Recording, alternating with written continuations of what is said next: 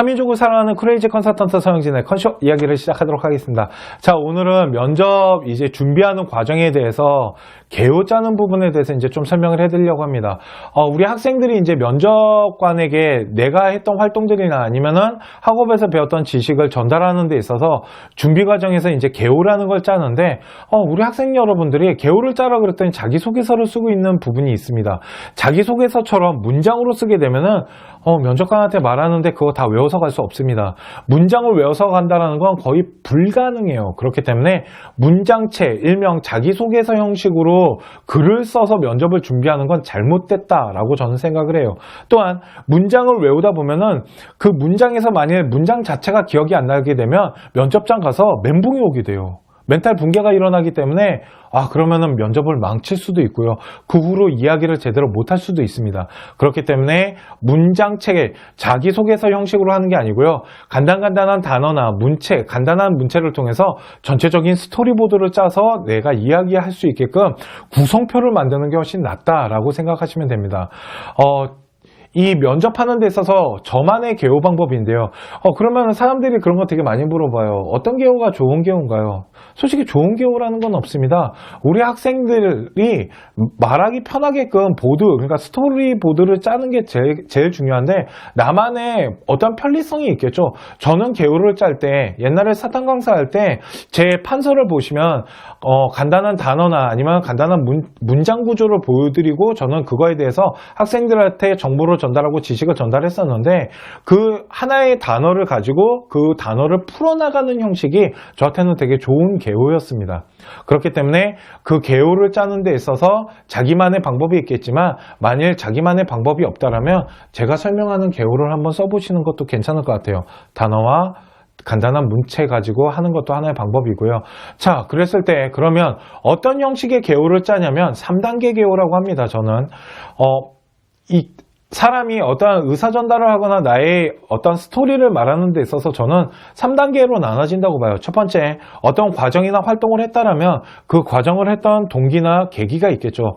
그 활동을 했던 원인에 대해서 첫 번째, 두 번째, 이제 원인을 잡았다라면 두 번째, 과정이 있겠네요. 어떤 과정을 통해서 제가 어떤 활동을 했습니다. 그 부분을 설명을 할 거고요. 근데 이 과정 안에는 어려움과 극복 사례라는 게 들어갈 수 있습니다. 보통 면접하는 데 있어서 혹시 그 활동하면서 어려운 점이 있었나요? 힘든 점이 있었나요? 혹시 그 힘든 점 어떤 식으로 해결했나요? 이걸 참 많이 물어보는데, 만약 힘든 점과 어려움에 대한 극복 사례는 솔직히 과정 안에 들어가는 부분이다 보니까 과정 안에 어려웠던 점이나 힘든 점은 좀 체크를 잘 해놓도록, 그러니까 안 물어보더라도 그 부분은 좀 잘 체크를 해놔야 됩니다. 또한 그러면 면접장 가서 이제 과정을 얘기할 때 힘든 점과 어려운 점, 그걸 극복한 사례는 꼭 말을 해야 되나요? 꼭 그럴 필요는 없습니다. 만일 내가 말하는 데 있어서 그런 어려움을 극복했던 사례가 되게 중요한 포인트라면 이야기를 해야겠지만, 만일 그런 부분이 아니라면 굳이 꼭 말할 필요는 없습니다. 그냥 과정만 설명하면, 그리고 과정을 설명하고 배움과 발전 싸움으로 마무리 지면 면접관이 만약 그게 궁금하잖아요. 만약 우리 아이가 보고서를 만드는데 힘들었던 점이나 이런 것들을 궁금하면 다시 물어봅니다. 우리 학생이 다 이제 답변이 끝난 다음에 그러면 이 보고서 활동하면서 어려운 점이나 극복 사례 없나요? 라고 추가적으로 물어봤을 때 그때 대답을 하셔도 됩니다. 그런데 이런 추가적인 말꼬리 질문이 많이 나오다 보니까 어려운 점 그리고 극복 사례, 이거는 잘 정리해 놓은 게, 어떤 활동을 했다라면 그 활동에는 그런 부분들을 좀 잘 정리해 놓는 것이 저는 좋다라고 생각하고요. 마지막 3단계는 그 활동을 통해서 내가 무엇을 배웠으며 그걸 통해서 어떤 발전적인 활동을 했다, 이런 부분을 알려주면서 마무리를 지면 될 것 같습니다. 그래서 1단계는 동기, 제가 이걸 왜 했고요. 두 번째는 어떤 과정을 거쳤고요. 세 번째는 그걸 통해서 어떤 배움과 발전성이 있었습니다. 이렇게 3단계로 나눠져서 설명을 하면 좋을 것 같아요. 그러면 보고서 활동이 됐건, 수행평가를 했건, 어떤 봉사활동을 했건, 어떤 활동한 데 있어서 전체적인 스토리는 내 머릿속에는 3단계로 나눠져서 들어가 있겠네요. 그러면 글 구성을 하거나 어떠한 이야기하는 구성이 어떻게 큰 틀은 정해져 있기 때문에 말하는 데 좀 도움이 됩니다. 그래서 전체 틀을 잡고 이렇게 개요를 짜면 어떨까요? 자, 하나의 사례를 보여드리도록 할게요. 제가 활동한 것 중에 철기사회를 연구한 것이 있었습니다. 제가 만약 경제학과를 갈 건데 철기사회를 연구하면 좀 신기하기 때문에 물어보는 경우가 있는데, 그랬을 때 저의 대답은 첫 번째, 원인입니다.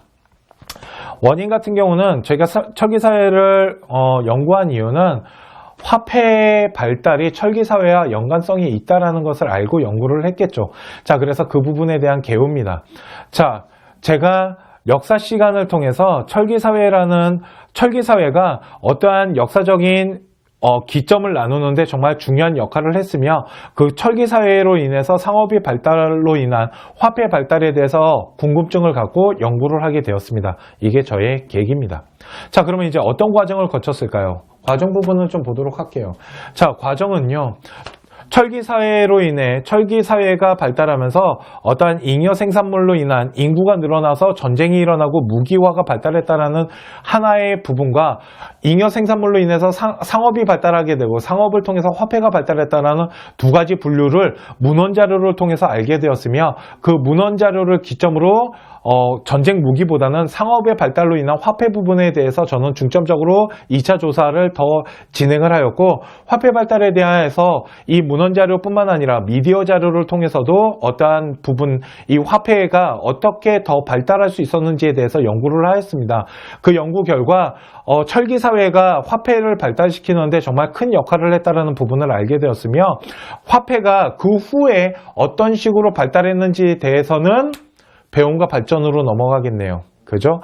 그래서 화폐의 발달로 인해 처음에는 동전화폐, 그리고 이 종이화폐, 그리고 이제 전자화폐들이 나타나고, 특히 현재 가장 큰 문제가 되고 있었던 비트코인에 대한 부분도 제가 더 연구하게 되는 계기가 되었습니다. 그래서 비트코인 같은 경우는 꼭 지금 고등학교 생활이 아니더라도 워낙 관심이 많은 부분이라서 대학교 경제학과 가서도 저는 비트코인에 대한 부분은 꼭 정말로 중점적으로 연구를 해보고 싶습니다.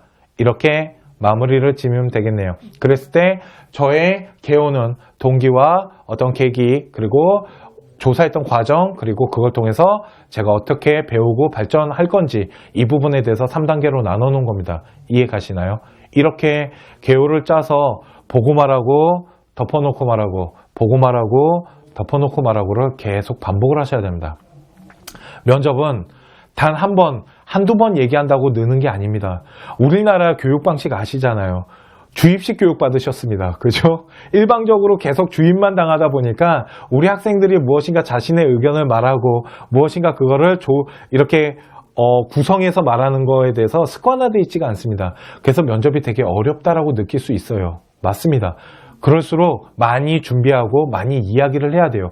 자, 이제 개요를 다 짰다라면 그 개요를 이제 표현해야 됩니다. 말로써 표현해야 되는데 한두 번 표현해서는 늘지 않아요. 그렇기 때문에 개요는 외우는 게 아닙니다. 개요를 짰으면 개요를 보고 말하고 덮어놓고 말하고, 또 보고 말하고 덮어놓고 말하고, 이거를 정말 많은 반복을 통해서 이 스토리보드가 머릿속에 어느 정도 구성이 될 수 있게끔, 그래서 면접장 갔을 때 외워서 얘기하는 게 아니고 그 전체적인 스토리를 생각하면서 이야기할 수 있게끔 이렇게 여러 번 반복을 해야 되며, 또한 이렇게 여러 번 반복해서 연습을 할 때는 좋은 방법 중에 하나가 뭐냐면 실전처럼 연습하는 게 중요합니다. 그래서 개요를 많이 짰다라면 개요를 하나는 친구, 하나는 부모님, 그리고 하나는 우리 학생이 갖고, 만일 보고 말하고 덮어놓고 말할 때 친구나 아니면 학부모님한테 개요에 대해서 빠지는 건 없는지, 개요의 스토리가 잘 형성이 돼서 말하는지 그 부분을 체크를 해달라고 하고, 만일 부족한 부분이 있었다면 그 부분을 다시 내 개요판에다가 체크를 해놓고 그 부분을 다시 연습하고 또 덮어놓고 말하고 계속 반복해서 연습을 해야겠죠. 또 하나, 만약 혼자 연습을 한다면 학생들 중에 연습할 때 자꾸 꿍시렁대는 학생들이 있습니다. 무슨 말이냐면 작게 말하는 거죠. 뭐 철기사회가 발달해서 화폐가 발달해서 연관성, 이렇게 얘기해서는 안 됩니다. 철기사회는 화폐의 연관성을 갖고, 이런 식으로 정말 면접관에게 말하는 이 톤과 형식으로서 실전 형식으로 연습을 하셔야 됩니다. 또한 개요를 보고 말하고 덮어놓고 말할 때 만약 혼자 연습한다면 핸드폰으로 한번 녹음을 해보십시오. 핸드폰으로 녹음을 하고 핸드폰에서 녹음된 것을 들으면서 내가 자신이 개요를 한번 체크를 해보신다면 또 도움이 되지 않을까요? 그리고 계속 반복하는 것이 중요한 만큼 자기 전에 한두 개 정도 해보고 자는 건 어떨까요? 이런 식으로 짜투리 시간도 이용하고 계속 반복함으로써 이런 내가 이야기하는 부분에 대해서 충분히 전달할 수 있게끔 그것을 머릿속에 구성한 것들을 계속 연습하는 것이 제가 생각했을 때 가장 좋은 면접 준비입니다. 면접이라는 건 말 잘하는 아이를 선발하는 게 아닙니다. 내가 했던 활동들 그리고 내가 알고 있는 지식을 면접관이나 뭐 교수님 사정관들한테 얼마큼 진실되게 그리고 얼마큼 전달력 있게 의사소통 능력 있게 전달하냐가 정말 중요한 거기 때문에 그렇게 막 말 잘하려고 노력한다기보다는 내가 짜놓은 개요에 대한 스토리나 내가 알고 있는 지식을 정말 진실되게 잘 전달만 하면 됩니다. 그렇기 때문에 오늘 개요를 짜서 계속 반복하는 연습을 해보시고요. 그리고 모의 면접이라는 건 제가 생각했을 때 되게 중요합니다. 정말 실전 같은 모의 면접을 통해서 이런 형식의 모의 면접이 있구나. 이렇게 내가 면접을 보겠구나라는 예기사회화, 일명 미리 조금 경험해보는 것도 되게 중요하니까 학교나 만약 이런 학원 같은 데서 모의 면접한다 그러면 적극적으로 참여해 보시기 바랍니다. 자, 오늘 면접에 대한 개요를 짜고 준비하는 과정에 대해서 설명을 해드렸고요.